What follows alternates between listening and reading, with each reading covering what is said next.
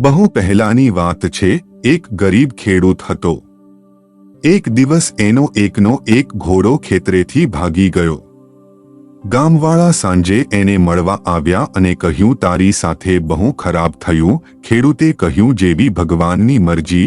2-3 દિવસ પછી એ ઘોડો પાછો આવ્યો અને સાથે સાથે 5 જંગલી ઘોડાને પણ લેતો આવ્યો। સાંજે ફરીથી ગામલોકો એને મળવા આવ્યા અને કહ્યું, વાહ, તને તો લોટરી લાગી ગઈ। ખેડૂતે કહ્યું, જેવી ભગવાનની મરજી।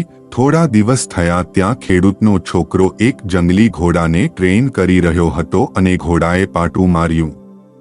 છોકરાનો પગ ભાંગી ગયો। ગામલોકો એની ખબર કાઢવા આવ્યા। ગામલોકોએ કહ્યું, તારી સાથે બહુ ખરાબ થયું। ખેડૂતે ફરી એ જ કહ્યું, જેવી ભગવાનની મરજી। એક દિવસ અચાનક રાજાના સૈનિકો ગામમાં આવ્યા। ગામના બધા યુવાનોને લડવા માટે લેતા ગયા, પણ ખેડૂતના છોકરાનો પગ ભાંગેલો હતો એટલે બચી ગયો। ગામલોકોએ ફરી કહ્યું, સારું થયું, તારા છોકરાનો પગ ભાંગેલો હતો એ બચી ગયો। ખેડૂતે ફરી એ જ જવાબ આપ્યો, જેવી ભગવાનની મરજી।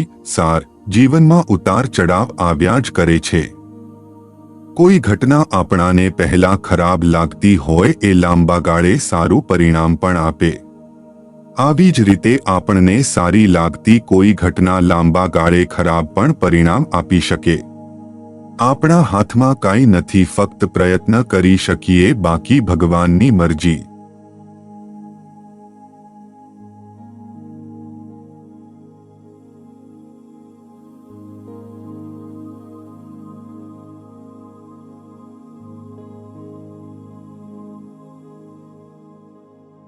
જય સ્વામિનારાયણ। આ ચેનલનો મુખ્ય ઉદ્દેશ્ય ધર્મનો પ્રસાર કરવાનો છે તથા ભગવાન સ્વામિનારાયણની અલૌકિક લીલા અને સારા વિચારો લોકો સુધી પહોંચાડવાનો છે, જે જીવનમાં શાંતિ અને સુખ તરફ દોરી જાય છે। આ ચેનલ પરથી જે પણ ધનરાશિ પ્રાપ્ત થશે તેમનો ઉપયોગ સમાજ સેવા, ગૌસેવા તેમજ લોક ઉપયોગી કાર્યોમાં થશે। ચેનલ સહજાનંદ ગાથા સબસ્ક્રાઇબ કરો, વિડિયો લાઇક કરો અને હા, તમારા મિત્રો સાથે શેર કરો।